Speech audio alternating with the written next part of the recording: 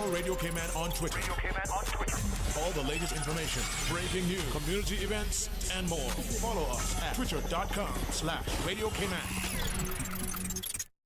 Today's biggest news. Radio K-Man. Your voice, your choice. Local, regional, international. This is headlines from Radio K-Man's newsroom. Today's biggest news. Cayman's national senior women's football team is facing off against Grenada in the 2022 CONCACAF Women's Championship qualifier this afternoon. The ladies of red, white and blue kicked off at the Kirani James Athletic Stadium. Tune in live today to watch Cayman Islands versus Grenada on CONCACAFGO.com and on the CONCACAF YouTube channel. The game just began at 4 p.m. Good afternoon, I'm Dion Anglin with your headlines. In news elsewhere, Twitter has confirmed that it is working on an edit button that would allow users to change tweets after they have been posted. It comes after new board member Tesla boss Elon Musk asked his followers in a Twitter poll whether they wanted the feature. Many users have long called for an edit button, but there are concerns about how to execute it. Twitter said it would start testing the idea in the coming months. And lawmakers in Oklahoma have passed a bill that would impose a near-total ban on abortions in the state. The bill would criminalize performing an abortion in almost all cases, except where it could save the life of a pregnant woman in a medical emergency. Medical professionals convicted under the laws face fines of up to $100,000 and 10 years in prison. That's a wrap of your headlines. I'm Dion Anglin. For the latest in news and information, Follow Radio K-Man on social media, Facebook, Instagram, Twitter. Download the Radio K-Man app or log on to our website, radiokman.gov.ky. Bye guys, my name is Rafina. Why you not saying nothing on the phone? But you guys took too long to start my mom thing. Coming up on The Flex, folks will be coming on to talk about the CIS scholarship, along with our Overseas Proud of Them honorees. Our word of the week is jaunty, spelled Jaunty. It is an adjective meaning marked up by up-to-dateness in dress and manners, or having or expressing a lively, cheerful, and self-confident manner. You can join us this Wednesday from 4 to 5 p.m. for the season finale here on Radio K-Man 89.9 FM. And for Youth Flex, the program for all people by young people. Youth Flex, more than talk. Bye. Why you not saying nothing on the promo? Well, you just said to say. We won't hesitate to break down a garden gate. There's not.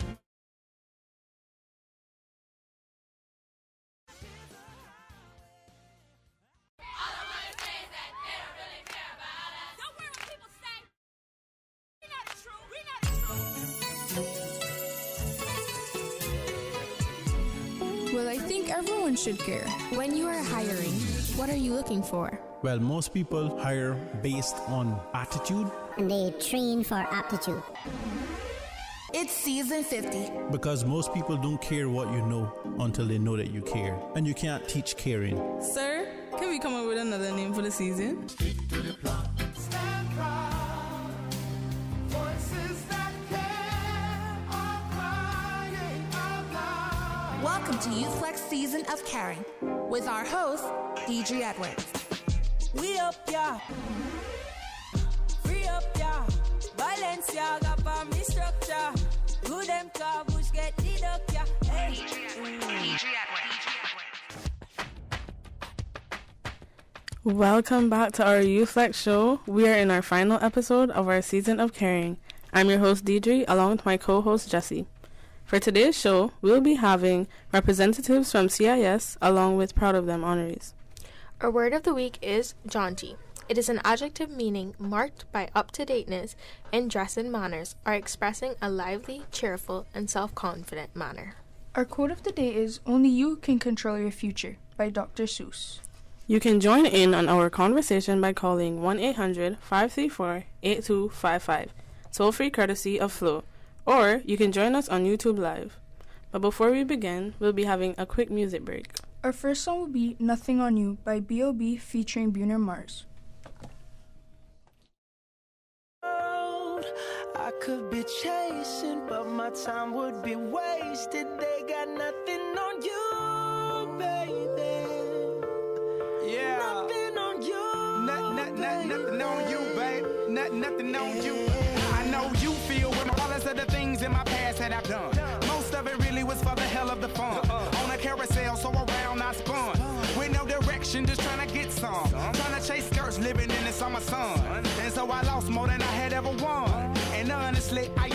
with none. There's so much nonsense is on my conscience. I'm thinking maybe I should get it out. And I don't want to sound redundant, but I was wondering if there was something that you want to know. But never mind that, we should let it go. Cause we don't want to be a TV episode. And all the bad thoughts, just let it go. Go, go, go, go. Beautiful girls all over the world. I could be chasing, but my time would be wasted. They got nothing on you. Nothing on you, babe. Nothing on you. Nothing on you. Nothing on you, babe. Nothing on you. They might say hi, and I might say hey, but you shouldn't worry about what they say, cause they got nothing on you. Nothing on you, babe. Nothing on you. Nothing on you. Nothing on you, babe. Nothing on you. Hands down, there will never be another one. I've been around and I never seen another one. Because your style ain't really got nothing on. And you wild when you ain't got nothing on. Baby, you the whole package. Plus you pay your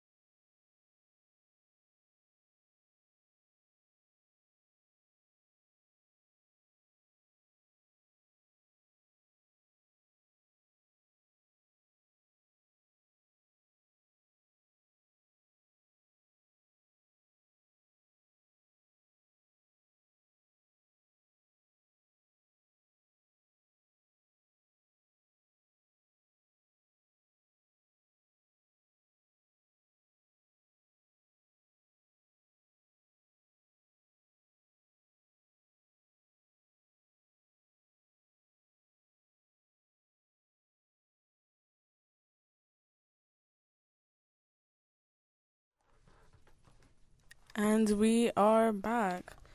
Now in the studio, we have some CIS representatives. Can you guys please introduce yourself? My name is Liliana Laria, and I am a grade 11 student from CIS. My name is Aaron Bodden, and I'm a grade 10 student from CIS. And I'm Sarah Dyer. I'm the IB coordinator at CIS.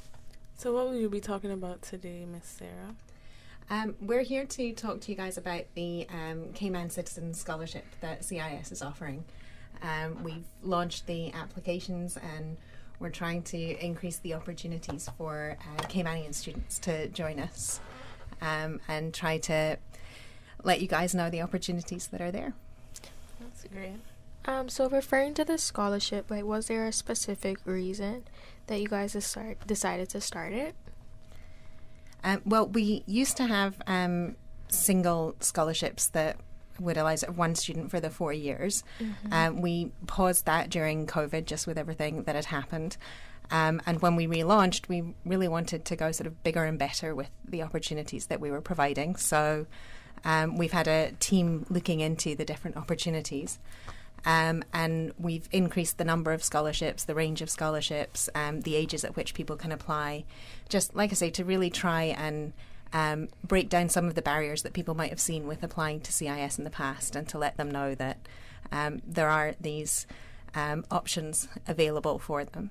That's a really great idea, because now you have more inclusion, so that's really amazing. Yeah. So you mentioned that you were the IB coordinator. What does IB stand for? So the IB is the International Baccalaureate, and it's sort of like the equivalent of A-levels, but not quite the same.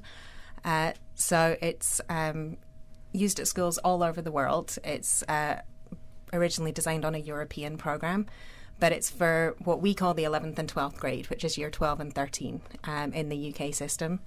And it gets you your school leaving qualifications, so it can be really useful if you're applying to schools in North America. There's the potential for getting even college credit that can count towards your first year university credits there. And it's a really broad, really diverse program. We have a few different things, a few different opportunities that maybe are not included in A-level programs. And because students for the full IB diploma take 6 subjects, it allows them to carry on. If they're not quite decided yet what they want to specialise in, it just gives them a few more options for those final 2 years. That's cool. And as the coordinator, what does your specific job entail? So I have a few different roles when it comes to the program. I'm also the IB history teacher, so I do still get to know the students in the classes. But I sit down with the students in grade 10 or year 11 and talk to them about what they want to do at university, make sure that we're setting them up with the correct courses to try and get them into the universities that they want. I liaise with the IB if we have any issues about the coursework components. I make sure that I'm up to date on the changes to the curricula for the different subjects, make sure that our teachers are trained in delivering the new curricula, because you have to do training with the IB specifically. So I kind of oversee a lot of the different facets of the program and just make sure it's all fitting together and that we as a school are in line with the requirements of the IB organisation. Wow. So once they get into your grade 10? Grade 11 or year 12. Okay, they have to do the IB? For the scholarship, we do want students to be involved in the IB program, yes. We don't necessarily insist that they do the full diploma program, but we do want students to take on some elements of the IB. So you don't have to do, there's a few different pathways. You don't have to do what's called the full IB diploma, which is 6 IB subjects plus a research paper plus a theoretical class. Mm-hmm. You can do a selection of just some IB subjects, which would be like doing AP courses or doing a few A levels, but not necessarily the whole thing together. Okay. So you said it started off as a single scholarship. How did the scholarship begin in the first place? Do you know, it actually began before my time. I've been at CIS for 10 years, but the scholarship was already in place when I got there. Oh, okay. So I know it was something that's been in place for quite a while. It was something that the school was really keen to make sure that they carried on doing. And we used to have a panel who would interview students who'd applied coming into the 9th grade, and then, like I say, it would be the single award that would follow right through for the 4 years. But honestly, the origin of the scholarship program itself is before my time, so I would need to look into that one. Mm-hmm. So how has the the recruitment process changed since then? We're doing a lot more publicity, a lot more outreach this time around. So the old program, we used to send information to some of the schools, and sometimes our counsellors would go and speak to them. This time we're trying to reach people who perhaps may have fallen through the cracks before, or schools that we maybe didn't reach. So things like coming onto your show, and we have articles out in the newspaper. I know we had some people who were on one of the shows yesterday. So just really trying to make sure that the word is out there and make sure that people are aware of the opportunities that are being offered. Mm-hmm. And you said there was the full IB program, and then sort of like a partial one? Yes. So what are you guys doing? I have the full scholarship, so like a full... The full IB program? Yes. Okay. So which 6 subjects are you doing? So the different subjects, you can take them in different levels. So there's a higher level and standard level. So for now, I classified my subjects as higher level history, art, and English language and literature. Standard level math, applications and interpretations, environmental systems and societies. Systems and societies, and I always forget that. Spanish, yes. Sorry. But yeah, those are the 6 subjects I'm taking. I'm also doing theory of knowledge, and as Miss Sarah mentioned, I am doing an extended essay, and this CAS, it's another subject. It's not really a subject that you sit in a class for, but more like we have to incorporate working in our community as well. So it's this thing we have to do for IB called CAS, and it breaks down into creative activity and service, where you just have to do something for your community, so like an event. And what about you? I'm not in IB yet. That's what I'm planning for next year. But I'm planning to do advanced math, economics, and English, and standard level physics, Spanish, and geography. Okay. And Lily, you mentioned off air, so before you were at CIS, you were at John Gray, correct? Yes. So have you seen like a major difference between the 2 schools, or like what was your experience like transferring? What was the transition like for you? At first it was a bit difficult because it is a small school. We do have a small community, so it was kind of hard to find friends at first. But then, like, the week after, I already had a group to eat, like, a group to hang out with or eat lunch with, so the transition was pretty easy. School-wise and education-wise, it was a bit difficult because of the different education systems, and because John Gray and CIS have different education exam boards. Exam boards as well. I did the CXCs in year 9, so I thought that I wasn't going to be doing English anymore. And then when I went to CIS, I still had to do English, and I still have to do English now. So the 2 schools are very different, but but I think that relatively, if you are a good student, if you have good grades in John Gray, the transition education-wise to CIS is not that difficult. So why did you choose those 6 IB subjects? So I do want to go into law, and was advised by Miss Sarah in grade 10 to a lot of the universities that I hope to apply to actually look for history and English language and literature. That's why I applied for those. I chose those subjects and chose them to do higher level, because history is very good with exam writing, and exam writing is a necessity for law. And I chose to do math, applications, and interpretations because I'm not really good with math, and also because it just was more a subject that I felt like I wanted to do. And environment systems and societies, I chose to do that because it's a subject that is a science circulated around the environment, and I love to work with the environment. And yeah, I'm very passionate about working with the environment, so that's why I chose that subject. And what about like the workload? Has that been very stressful on you? Yes. I'm not gonna sugarcoat it. Yes, it has been very difficult. But with time management, it has been okay to work with. But IB is it's not easy, and it's not very hard to the point where it's impossible to do. But if as a hardworking student, it's manageable. I feel like it also prepare you for when you move on to different universities. Yeah, especially for studying law. Yeah, definitely. It's a good preparation, a good start.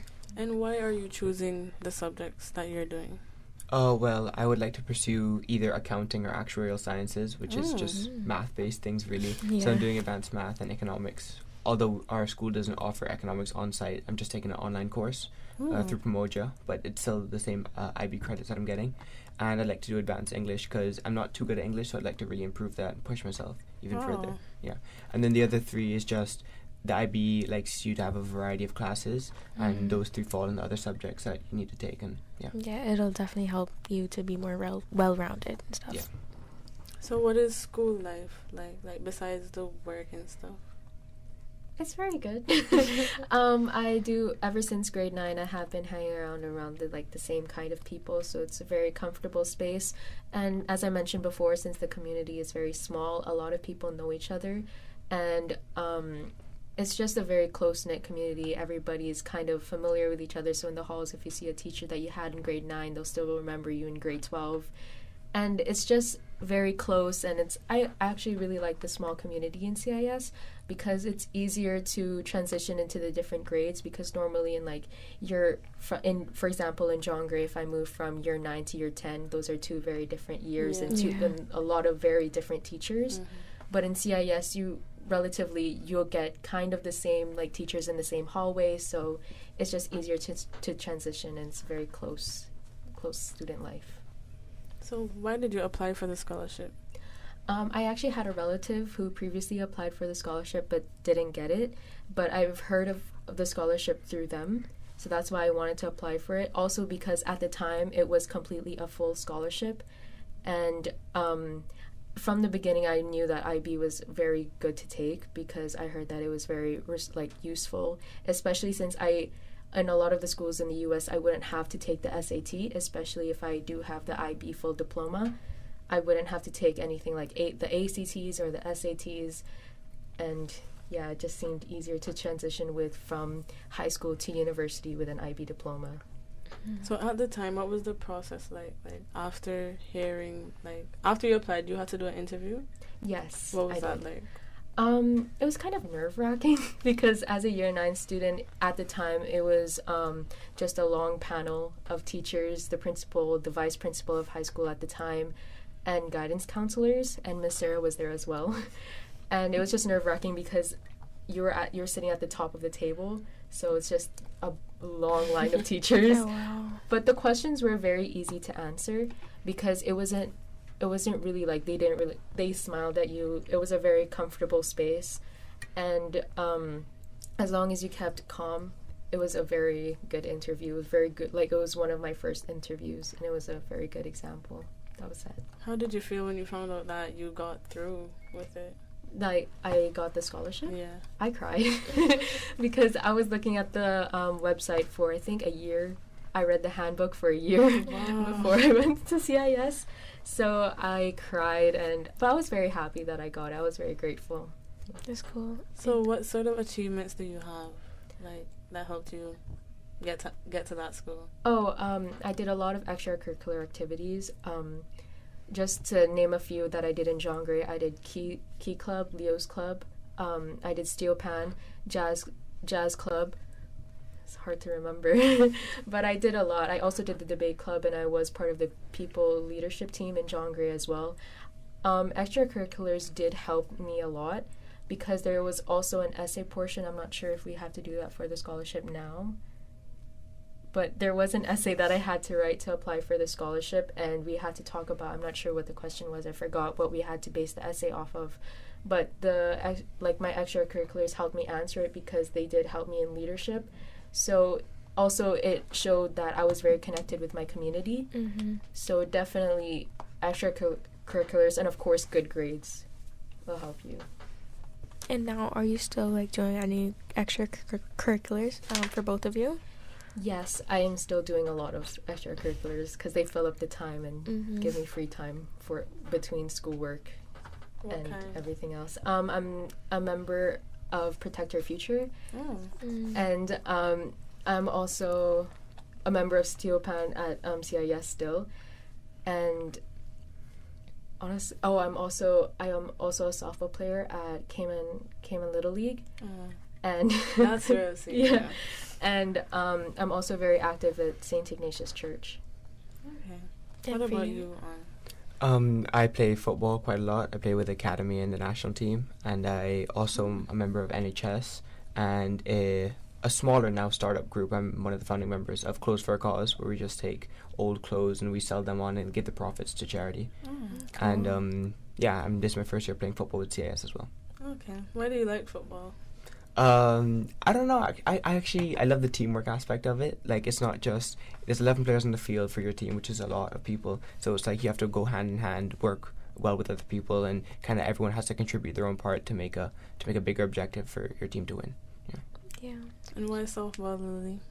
I've been playing it ever since my older sister started playing it, and then I just followed after. But then after a while, when I kind of got into the team, like I actually was a key player in the team. The teamwork, as well as Zion said. Also, yeah, you rely on each other to get the points at home, for example. And I just really like the teamwork, the friends that I've made at softball. So that's why I just keep doing it. What's your favorite part of softball? I'm a catcher, so I actually do like playing catcher. I like stealing bases, if people understand that.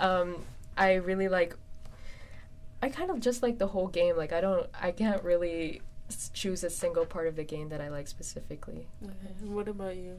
I think my favorite part of football is anytime I'm playing against any of my friends and the opposition team. Anytime I'm a goalkeeper, so anytime I save one of their shots, that brings me a lot of joy. Yeah. We're gonna take a quick music break. Our next song is "Sucker" by Jonas Brothers.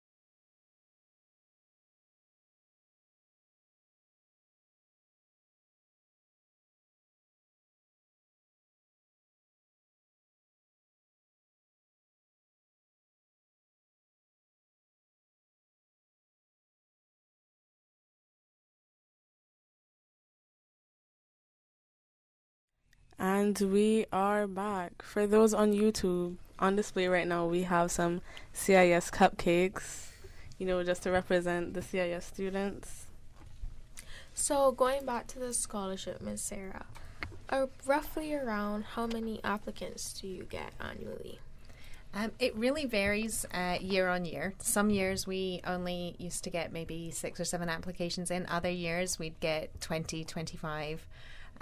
What we're hoping is that with this new system, we will have approximately 3 in each year group or each grade level at any one time. So we can have up to 12 scholarship students in the high school at any moment. And so you can apply for the scholarship either for grade 9, grade 10 or grade 11, which is year 10, year 11, year 12 in the British system.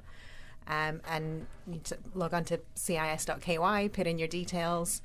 And if you apply for the year 10 scholarship, as long as you maintain your grades through, it's going to be the 4-year scholarship. And we're hoping, like I said, that we can get sort of 3 students in year 10, 3 in year 11 and 3 in year 12 coming in under the new revamped scholarship system that we're launching. So, when does that application open and when is the deadline? It is currently open and people have until April 20th to apply, and I believe we're hoping to make a decision by May 20th. But yeah, open until April 20th through the website. So why did you guys decide to revamp it this year? Like I said, we put a pause on the scholarships during COVID, just with everything being so uncertain and with us being closed for so long, we didn't have time to go through the application process in 2020. And so since we'd had to take a pause anyway, we thought it was a good time to reflect on what we were doing, to review what we were doing, and to try and come up with a better system. And so there was a group of teachers and administrators and community members who looked at our process and thought about what could we really do to just, like I say, try and just make it better. And we hope that that's what we've done. I think that's what we've done. I think it's a smart idea, include more students, give more people a better opportunity. Yeah, I hope so. I really hope that people will take advantage of it. I mean, I've been at CIS 10 years, so obviously I'm a fan of the school and what it has to offer. And I think we've had some really good students come through. I mean, not just on the scholarship program, but we have had some really good students come through on the scholarship program who perhaps wouldn't have had the opportunity to come to CIS without it. And so I'm hoping that we'll get a lot more who have that opportunity now that they maybe wouldn't have had before. So why is it only grades 9, 10 and 11? So it's only a high school scholarship that we offer. We don't currently have a middle school scholarship. The grade 11 would see you through into grade 12. So because the IB program is a 2-year program, grade 11 for us, like I say, is year 12. And so it would be for the 2 years of the IB program. You wouldn't be able to join it in just the second year. So it gives you a good transition into that. Yeah, okay. absolutely. I got you. So what is the selection process like for the scholarship? A lot of that really depends on how many applicants we get. So because this is the first year, it's kind of the pilot program for the new scheme. We're waiting to see how many applicants we get for each of the different cohorts. People fill out their application form on the school website, and then we have a team who will review. We have different criteria that we're looking for. So there's primarily around academics, but we also want to have a well-balanced cohort. We want people who will bring talents and skills and be good community members who will live up to our learning principles, our community principles, and who will benefit from the smaller class sizes and the perhaps slightly different opportunities that we have to some of the other schools. So we review the applications based on the different criteria that are on the rubric, I suppose, essentially, that we have. And then we'll meet with the different applicants, and then there's a variety of different scholarships available. So we do have a full scholarship available, but there's also partial scholarships as well. So depending on where people fall in terms of meeting the different criteria, they might be offered a 50% scholarship or a 10% scholarship. So there's a few different options out there. And like I say, again, a lot of it will depend on how many applicants we have. If we only get 2 applicants, then we can maybe do 2 full scholarships. If we have lots, then maybe we do a few smaller ones. So So it finds a way to include everyone.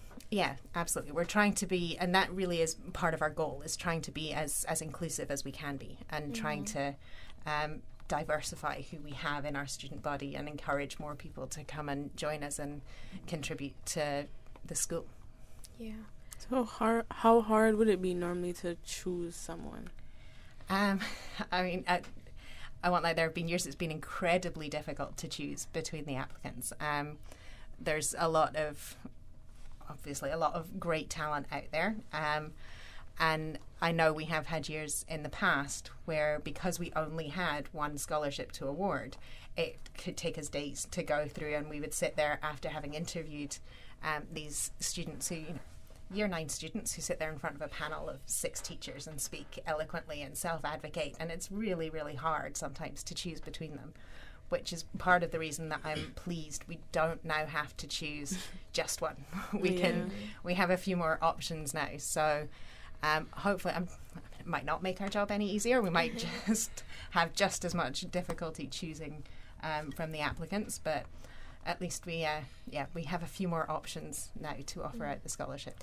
So like you were saying, when you had like the one scholarship, what separated that one student from the rest? Yeah, especially when it got really hard. Yeah. It varied year on year depending on who the applicants were.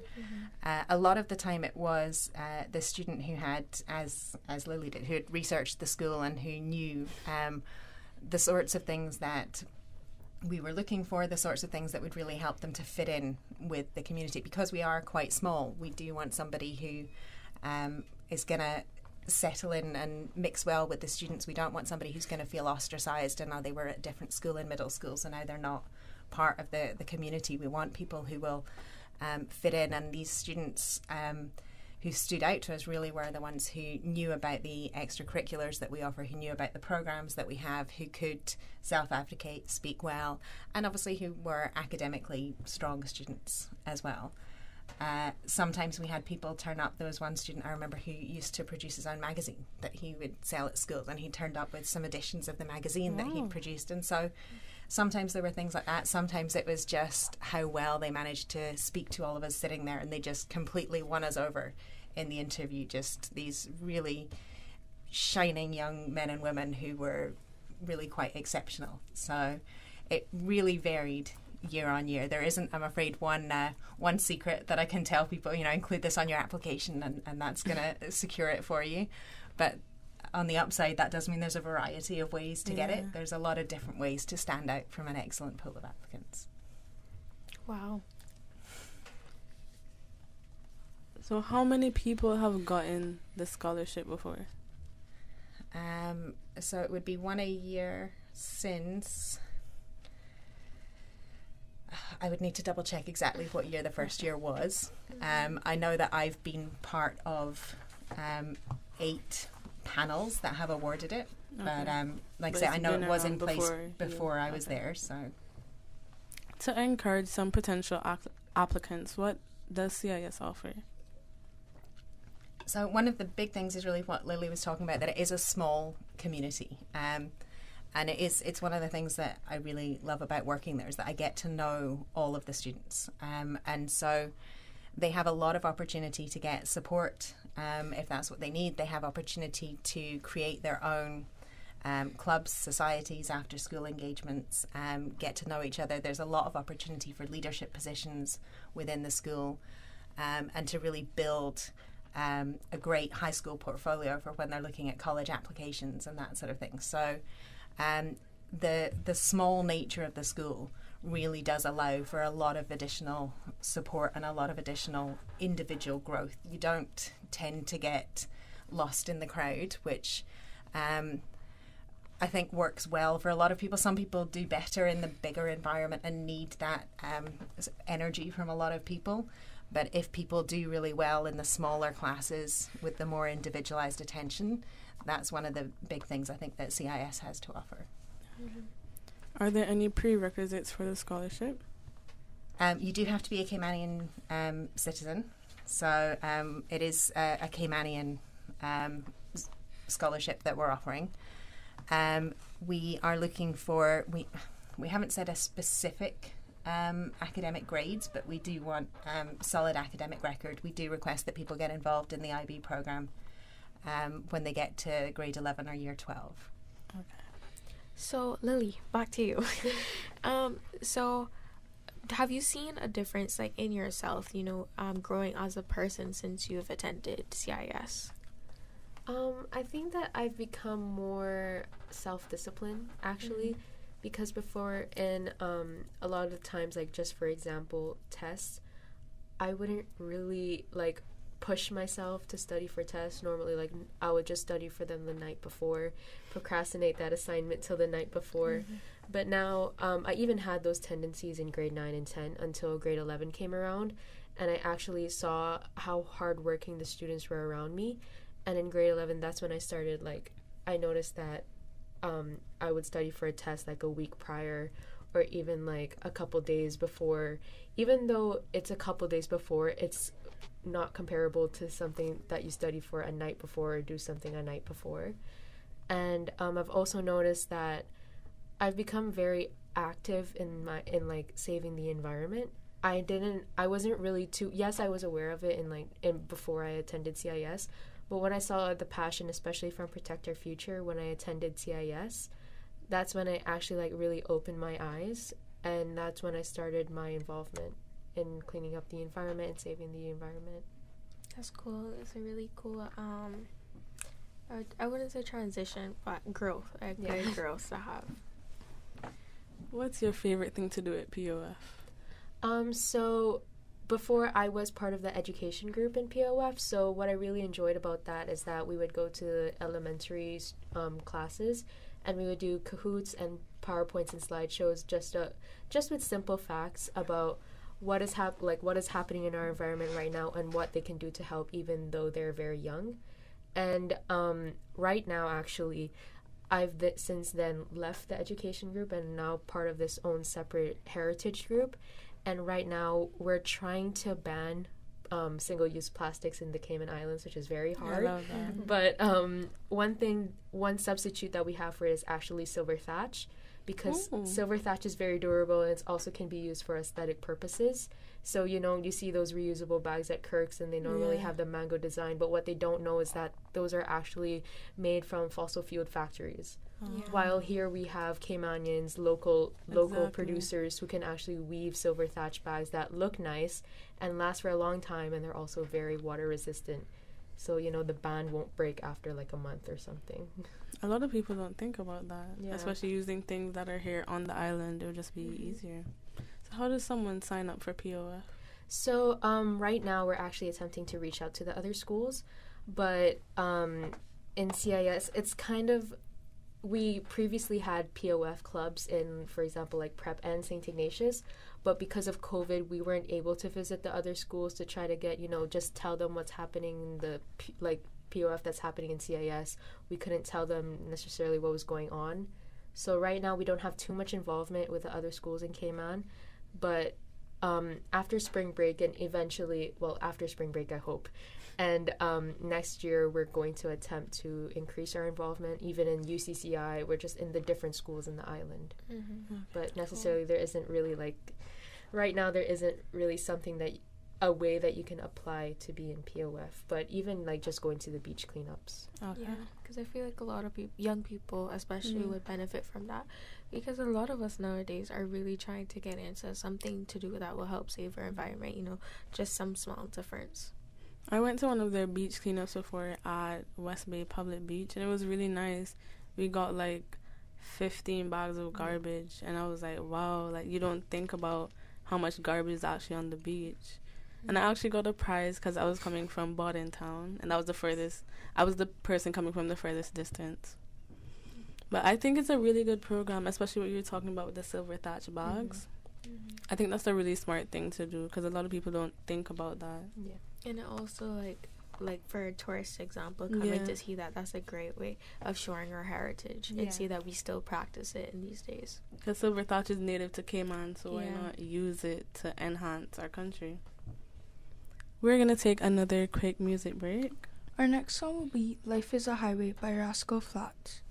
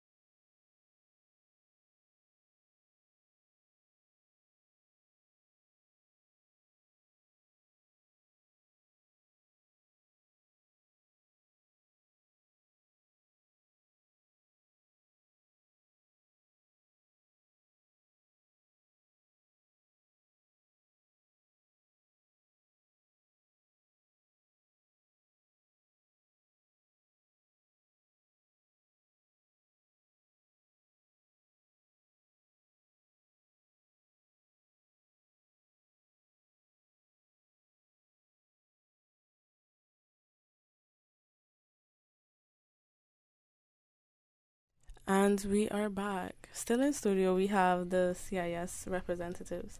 So, Miss Sarah, could you give a recap on the scholarship?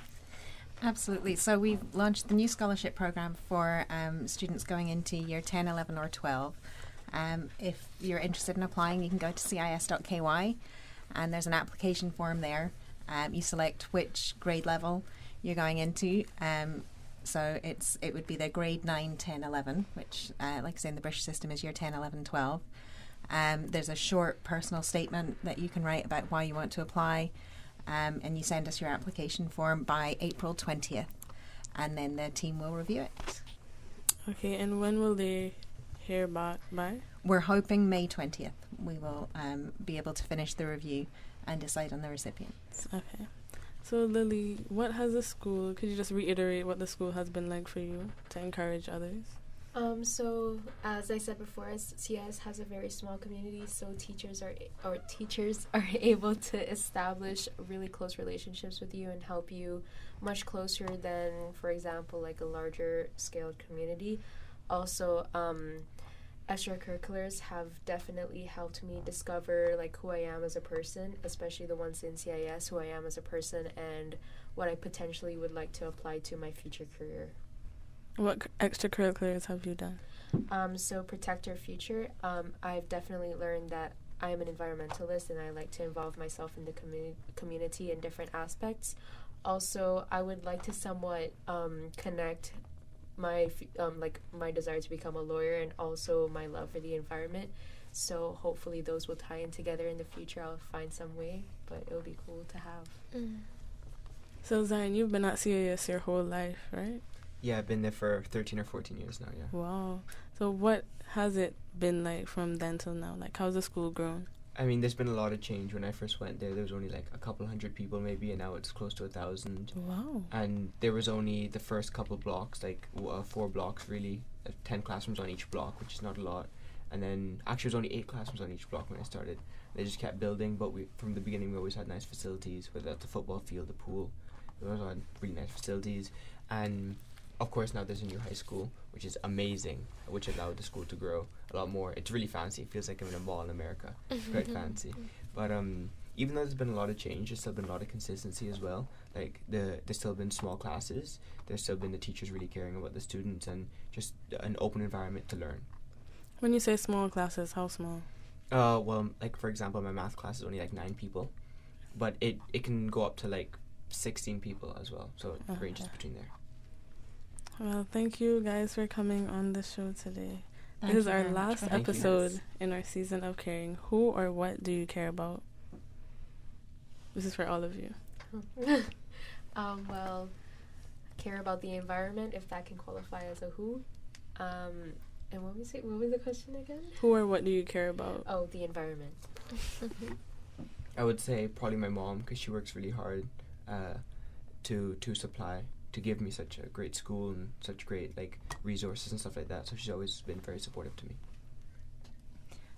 I think I care about a lot of things. I know it sounds terribly trite, but I do care about my students like really quite a lot, and it is one of the big advantages is that I get to know my students really well, and I'm still in touch with a lot of them who've graduated. So yeah, I think I care about my students. Do you guys have any final comments or shout outs? I appreciate my family as well. I care about them as well. Zion made us all look bad by joining the family time. Just in case that they're listening, I care about my family a lot. Thank you so much for coming on the show. For those who don't know that are listening, this is my last episode as the host. It was a fun time. I really enjoyed this season. With my lovely co-host And Jessie. how was it adjusting with the new school as well? It was something very tasking, but I did it nonetheless. And with my lovely musical director Soraya, it was really nice having them with me. How was it for you as well, Jessie? It was great. It was lovely. Love sitting by your side, I was there for you. Love having you by my side. What about you, Soraya? Because this is your first time coming on the show and stuff. What was it like for you? Like being on the show? The season on a whole. It was good. Yeah, I had good experience. You don't sound too confident about that. I mean, yeah. It was a good experience. Yeah. Yep. I enjoyed it. Okay. Thank you for joining us on YouFlex. I'm your host, Deidre, along with my co-host, Jessie. Shout out to our guests, the CIS representatives, Miss Sarah, Zion, and Lily. Shout out to Radio Cayman for their work on sound and boards, Mr. Will Sinatra, DJ Lynn, and DJ Silver Fox. Shout out to Conrad for the live YouTube feed. Also, special shout out to our YouthFlex crew. Jared Miles on YouthFlex Socials and Community Service, Soraya Ramji, our musical director, and on YouthFlex News Desk, and Mikhail McLaughlin, our promo director, and the 100+ Flex family all over the globe. Thank you to SIFA, Cayman Insurance Center, UB Open Campus, and Mosquito Solutions for sponsoring the Super Jam, and especially to our listeners for tuning in every Wednesday from 4 to 5 for YouFlex on 89.9 FM. I've really enjoyed this season and all the guests that have been on here with me and Jessie. Until next time, this is your host, DJ Edwards, reminding you that Jesus loves you.